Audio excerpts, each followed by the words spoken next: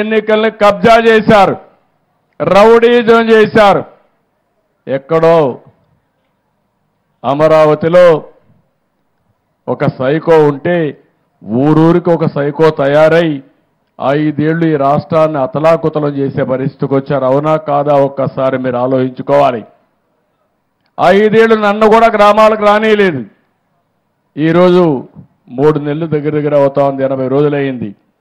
ఎక్కడన్నా మాజీ ముఖ్యమంత్రి కానీ వైఎస్ఆర్ కాంగ్రెస్ నాయకులు కానీ అడ్డుకున్నామా ఒక్కసారి మీరు ఆలోచించండి. నేను ఒకటే ఆలోచిస్తున్నాను, ఇలాంటి వ్యక్తులు ఈ సమాజానికి చేటు. అయినా కూడా ఆ ఉద్యమం మీ దగ్గర నుంచి రావాలి. మొన్న ఎన్నికల్లో నేను చూశాను, తెలుగుదేశం పార్టీ పెట్టి 42 సంవత్సరాలు అయింది కానీ మొట్టమొదటిసారిగా 93% గెలిపించి బ్రహ్మరథం పట్టింది. ఈ ప్రజానీకమే బ్రహ్మరథం పట్టారు. అన్ని జిల్లాల్లో 100కు 100% గెలిపించారు. 57% ఓట్లేశారు. అంటే అవతల పాలన ఎంత మీకు బాధ కలిగించిందో, ఎన్ని అసౌకర్యాలు కలిగించాయో అది ఒక ఉదాహరణ మాత్రమే.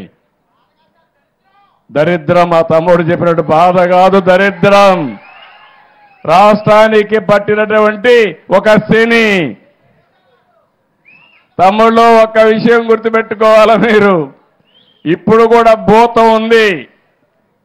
ఆ భూతాన్ని పూర్తిగా భూస్థాపితం చేస్తే తప్ప ఈ రాష్ట్రానికి ఎవరు మళ్ళీ రారు. ఆ విషయం మీరు గుర్తుపెట్టుకోవాలి.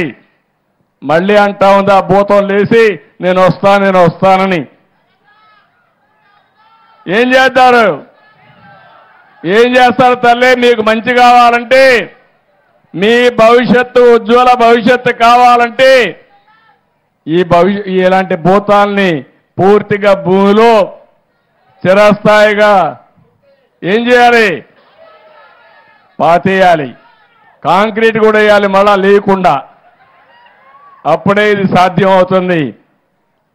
ఇప్పుడు ఉన్నాడు మిత్రుడు పవన్ కళ్యాణ్ గారిని నేను పోతే మీరు ఒక విషయం చూడండి, మాకంటే గొప్ప వ్యక్తి, పెద్ద చదువుకున్నాడా, నెత్తిన రూపాయి పెట్టి ఏలం వేస్తే 1 పైసాకు పోడు. అలాంటి వ్యక్తి ఏమేం చేశాడో మీరే చూశారు.